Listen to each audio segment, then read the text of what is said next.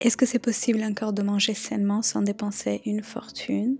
Prendre soin de son corps depuis l'intérieur, depuis l'alimentation. Parce que toi, tu es une femme dans ton énergie féminine, tu es en train de faire un travail sur toi et je sais que tu prends soin de ton corps parce que tu sais que c'est le vaisseau pour être ici dans cette terre.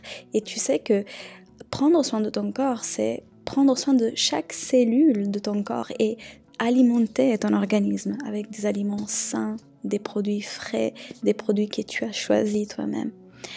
Mais aujourd'hui, il y a celle qu'on appelle inflation et on sait que les produits, ils ont augmenté de prix de 2-3 fois certains prix et c'est très très très inquiétant parce que je pense que ça devrait être un droit de pouvoir s'alimenter bien, de pouvoir nourrir son corps, de pouvoir avoir toutes les vitamines, tous les oligo-éléments, les nutriments qu'on doit avoir pour nourrir notre corps de femme, notre système hormonal, notre système nerveux. Mais malheureusement, ce n'est pas le cas. Donc aujourd'hui, je vais faire une vidéo qui est un peu différente de ce que je fais d'habitude. Je vais vous donner des astuces pour faire des économies sur vos courses. Numéro 1, cherchez les produits non transformés. Privilégiez les produits alimentaires les moins transformés possibles car ça réduit la valeur ajoutée et par conséquent le coût. Par exemple, 1 kg de lentilles corail, ça va vous coûter moins cher que 1 kg de pâtes aux lentilles corail. Pourquoi? Parce qu'il y a un travail supplémentaire pour transformer le produit, la machine qui a été utilisée, les produits qui ont été utilisés pour arriver à ce produit final qui vont ajouter un coût supplémentaire. Donc, on va chercher les produits bruts. Numéro 2, pour la viande et les poissons, achetez des animaux entiers. Je vais m'expliquer. Ça ne veut pas dire que vous allez acheter une vache entière. Ça veut dire, par exemple, pour le poulet, vous allez acheter un poulet en entier. Ça va vous coûter moins cher que des morceaux de poulet. Bien, pour les poissons, un poisson entier, en général, ça va vous coûter moins cher que les filets. Parce que les filets, il a été à nouveau travaillé, il y a la main d'œuvre, il a été nettoyé et travaillé, mis dans un nouveau emballage. Donc, ça va vous coûter plus cher. Il y a aussi quelque chose d'important à consommer, les abats. Les abats, c'est très économique. En plus d'être extrêmement riche nutritionnellement, moi je pense au fer, notamment pour tous les gens anémiés, il y a tellement de recettes pour cuisiner les abats. Et en plus, c'est éthique parce que l'animal, il a sacrifié sa vie pour que toi tu puisses t'alimenter, pour que toi tu puisses rester en vie. Donc, pourquoi jeter une partie de cet animal? Pour moi, c'est très éthique de manger les abats. Prochain point, c'est très simple. Buvez de l'eau. Au lieu d'acheter les sirops pour aromatiser l'eau, qui ont vraiment zéro intérêt nutritionnel, au lieu d'acheter des jus de fruits, des jus de pommes, des jus d'orange, etc., en carton, en boîte qui ne sont pas frais, au lieu d'acheter des sodas, buvez de l'eau.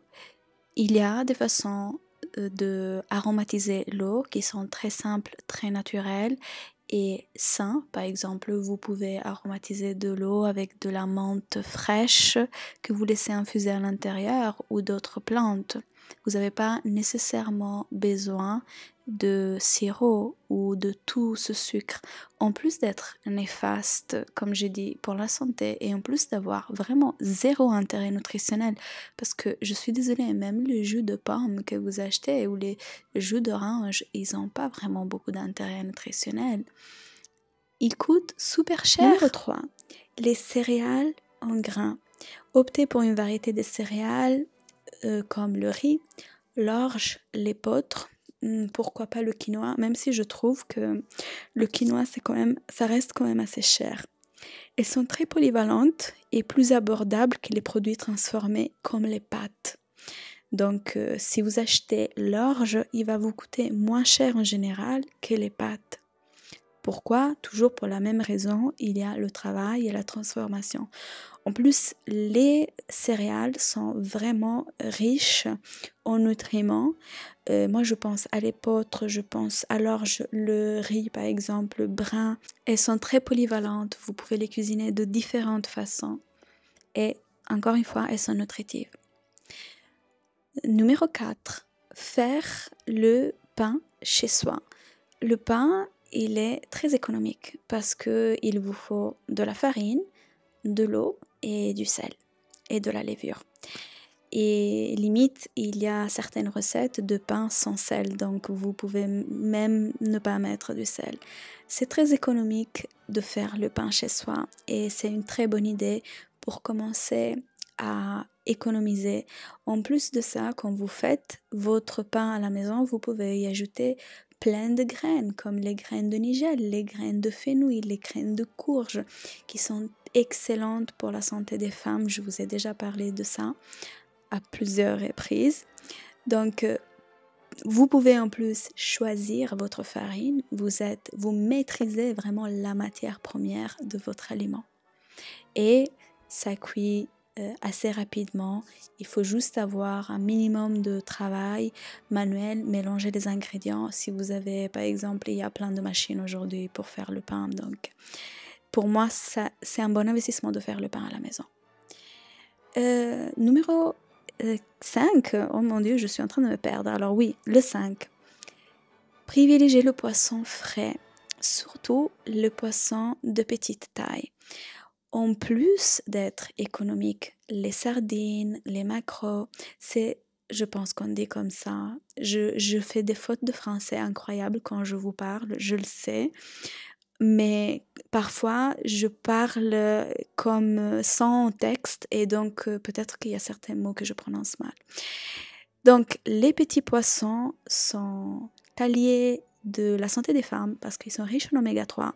En plus, vous savez, les petits poissons, ils ont vécu moins longtemps et donc ils ont accumulé moins de métaux lourds dans leur corps. Donc, on préfère les petits poissons de la Méditerranée. Ils sont meilleurs que les grands poissons comme le saumon qui vient de un peu plus loin. Et à niveau nutritionnel, c'est vraiment les alliés de la santé des femmes. Numéro 6, les légumineuses. Alors, les légumineuses, donc les légumes secs, sont tellement économiques et en plus de ça, sont très simples à préparer.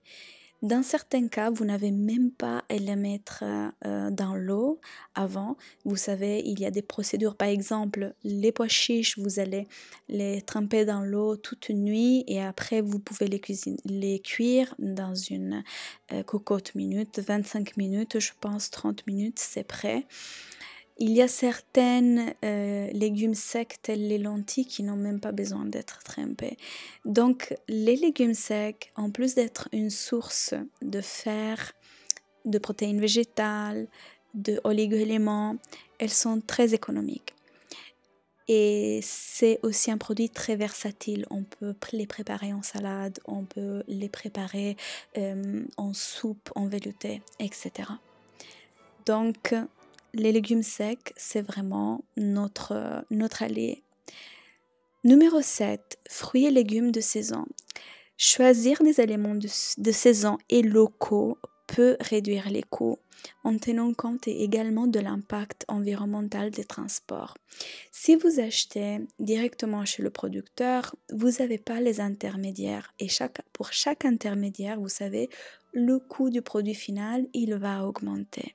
Donc, si vous avez cette opportunité d'acheter directement chez le producteur sans passer par des intermédiaires, vous allez pouvoir avoir des fruits et de légumes de saison à un prix correct. Numéro 8, les applications pour les invendus alimentaires. Moi, j'étais restée à une époque qui avait Too Good To Go. C'était une application qui vous permettait de récupérer chez des commerçants de proximité les invendus. C'est tellement éthique parce que ça permet de lutter contre le gaspillage alimentaire, mais en plus de ça, ça vous permet d'économiser énormément. Cela dépend vraiment des paniers que vous allez récupérer. Moi, je me rappelle à un moment, je le faisais et je récupérais dans une boulangerie à côté et c'était vraiment génial parce que je pouvais avoir du pain, des viennoiseries.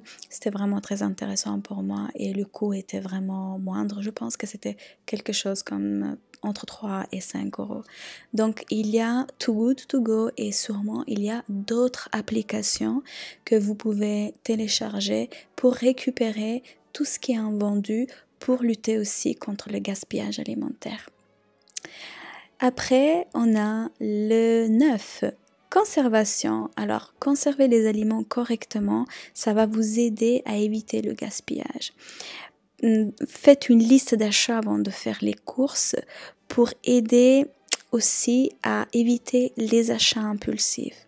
Vous connaissez la règle, vous n'allez pas au supermarché quand vous avez faim. Parce que quand vous allez au supermarché, que vous avez faim, vous allez acheter des choses que normalement ne sont même pas prévues dans votre planning. Et généralement, on achète des choses qui ne sont même pas bonnes pour la santé.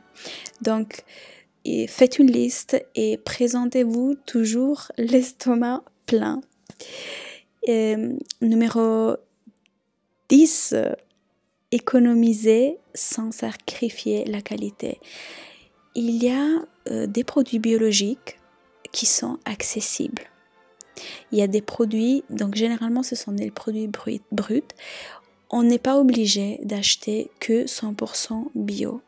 Mais il y a des aliments, des aliments qui sont généralement des produits bruts qui sont pas très cher en bio et que ça vaut vraiment la peine.